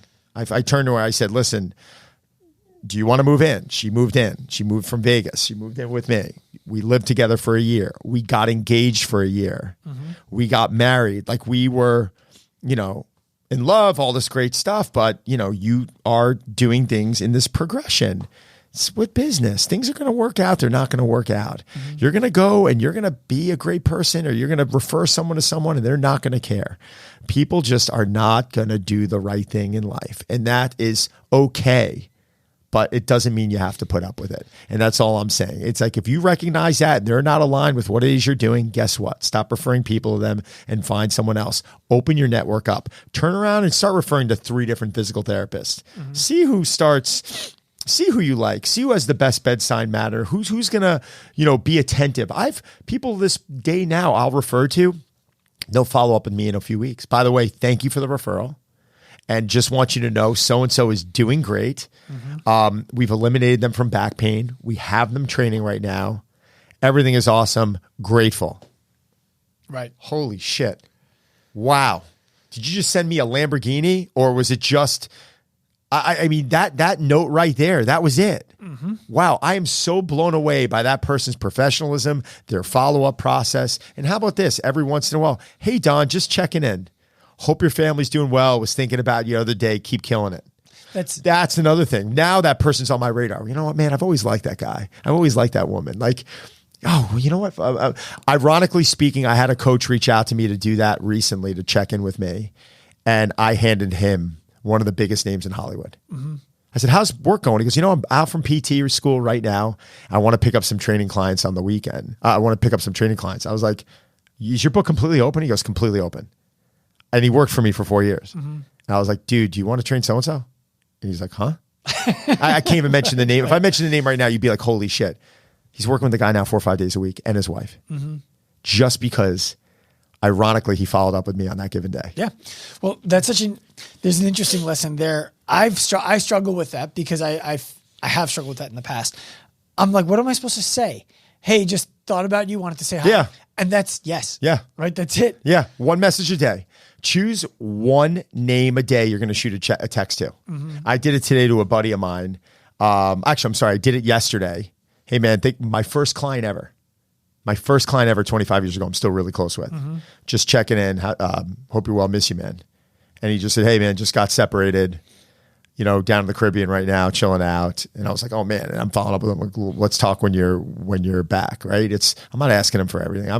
Take one name a day that's important to you and just follow up with them. Yep. Tell them what's up. I don't care who it is. Just thinking of you. What's up? I think it's also important to be ready for the conversation if it comes. 100%. Because oftentimes it can be hey, to someone on the street, and then they say, hey, or you ask someone, how you doing? And they're like, actually, and you're like, if you have well, then that was your fault. You shouldn't have asked 100%. That question. Yes. Yeah, exactly. But so I love that because what you're describing is just staying top of mind by genuinely caring about something. I still do it.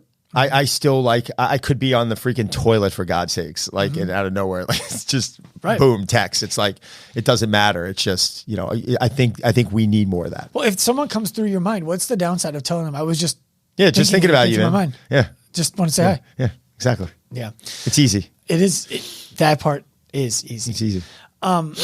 So I'm curious your business has evolved a lot over the years. I mean, you've reinvented yourself several times using the skills you developed in the former version, right? Like it was the trainer cutting his teeth, the trainer who owned his gym, golf, celebrities, and now your main focus is helping people remotely through a group. Is that true? Yeah. So it's a couple different things. I have about a dozen brands that I'm partners in that I work with. So that's strategy, social media, connecting the dots, fundraising. That's been great. And I've been doing that for a while, and that continues to evolve.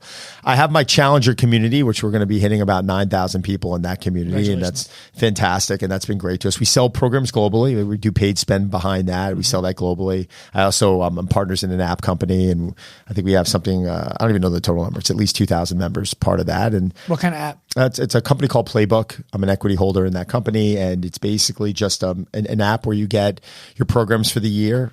Great digital interface. It's just awesome. Very inexpensive. It gives people an option to have something on their handheld. And courses. I'm doing a lot of teaching now. I have an online course that I teach, that we sell, that my wife and I sell, that we put together, that we're really... What kind of teaching? Pretty much how to develop this whole digital backend. Interesting. Everything from building your site to branding to lead magnets to what our email software is. I mean, everything. It's all little questions. And then you have access to this little mastermind group where if you purchase it, then you have access to this group where I go and I answer questions, every couple of weeks. So it's kind of like a business backbone course. Yeah. It's like, okay, this is what you need to work on. You need to scratch the surface. This is how you do it, and take your time with it. And I recommend a lot of coaches doing that, right? It's like, you need to invest. So what are you selling? You don't have to sell anything in the beginning. Like, I think you need to build a website, and I think you need to give away free content.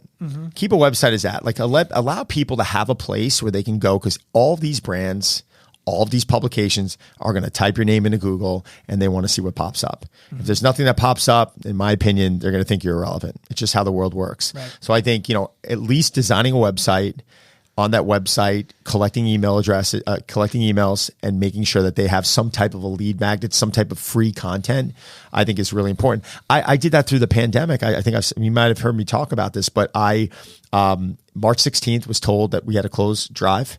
My 15-year lease was up May 31st. Right. Good timing. It's great timing. And we knew we weren't charging for anything. We got PPP money. We kept our employees on for a while. And we had them working for us on the back end doing, online training, trying to get creative, trying to put money in their pockets. We did a great job of it, paid my landlord in full. We end up offering this free program. So my wife, crazy story, my wife and I cleared out the living room, and we had no equipment. Moved the rugs. I got like bushy hair, sleeveless shirt, and we shoot a full night's worth of content. We shot like 60 exercises, whatever it was, and we built this body weight program. So I started getting calls from publications. The publications are like, well, you know, do you have an arm workout? Do you have an ab workout? I'm like, I have a full 4-week program. And they're like, but we can't sell right now. I'm like, it's for free. I'm giving it to you. It's full 4-week bodyweight program. And they were like, seriously?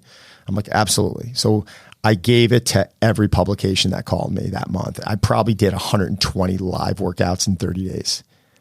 That's how you got so fit. Yeah, that's how I lost a lot of weight. 3 to 5 workouts a day, lives, pouring sweat. I think I had COVID the first week. We didn't even know I had it. I was just sick, pouring sweat, showering in between. And we we collected 200,000 emails in 4 weeks. Wow. Wild. It's a wild time, but free. Now we shuttle everyone into a challenge for free. Now people are hearing me online, and that's how our challenges took off and really became somewhat of a monster. So I love it. I love it. We had a similar experience. We didn't get to 200,000, but we gave away a $500 product. Nice. Once COVID hit, we're like, these coaches. Nice. So we gave it away to almost 2,000 people. Huh. And that was, you know, people hear that and they're like, oh, but it didn't cost you anything. No, it did, right? Yeah. Like that's 2,000 people who are not going to buy a product that costs $500. That's $1 million. Right. Plus needing to keep staff on to run it on the back end. And hell yeah. all that kind of stuff. But it'll pay dividends down the road, obviously. Sure. What do you have coming up? Well, I'm leaving on a flight in a few hours. I'm taking my son to Kentucky. We're going to a University of Kentucky baseball game. Oh, nice. He's a baseball fanatic. So we do these little boys trips here and there. We try and hit up all the parks in the country and that's cool. Do some cool stuff. So he's super pumped. So Favorite park so far? Ooh, well, City Field. Come on, that's great. Yeah, come on, the best. It's the best. Been to some cool parks though. And we're a big baseball family. So that next week I will be at the Raise the Bar conference in Dallas, Texas. I'll be speaking there. And I think the following week we're in March. Are we in March already? We will be. So I'll be in Vermont for my wife's birthday, and then I come back, and then I'm in San Francisco for Mind Pump, and then I'll fly right to Seattle to do that event with Luca and Kelsey, which is training to be a super coach, like creating a super coach. That's the whole concept. A lot of hands-on. We're only taking 30 spots. I think we're almost sold out on it, which will be great. And then I come back and the travel continues. I'll be in Nashville twice. I'll be in Austria and Switzerland once. And got some more trips in there. But, you know, Perform Better Speaking is going to start picking up. I'm hosting DonCon, which is going to be my 3rd consecutive year. We had 70 people from 15 different countries last year. And I think we're going to have close to 160 people this year in well over 20 countries, which is going to be awesome. So I rented an island off of Puerto Vallarta, and we're bringing everyone in, and it'll be 2 one-week segments. And then from there, I'll go off and I'll do an event with Navy SEAL Jason Redmond, and I'm going to be teaching some classes for his group. And then the summer, I'm going to hopefully after that, I'm going to take off July, end of July and August. I'm going to probably try and not travel at all and just shut down and do my thing and work on the business and go on my boat. Well, the other lesson there for people to hear is you haven't changed what worked. You've just changed the version of it. Yeah. But you're still where the people are. Yeah. Yeah, and you got to be. Listen, it's gonna wear off. You got to stay current. Right. You got to get yourself out there. And guess what? There's commitments. Flights cost money. Hotels cost money. Like, you can't look at it as like, oh well. You come back. How invigorated do you feel after going and speaking, or how invigorated do you feel after going and taking a course or being around people? My favorite thing to do is to speak. It's my number one priority this year is get on more podcasts, get on more stages. Awesome. That's it. I love doing it. All right. Well, if I can do any intros, let me know. You can do all the intros. No problem. I'm happy to. My pleasure. I'll bring your name up a couple times. How can people find you, Don? Thank you, guys. DonSaladino.com. Okay. Instagram, Don Saladino. I'm on every social platform, but if you guys have any questions, DM me. I will get back to you at a certain point. Awesome. It's been a real privilege to interview you. I want to, before we drop off, I want to just share on air. You're one of the few people who, no matter who I know has met you or talked to you, they don't have to be asked, is Don a good dude?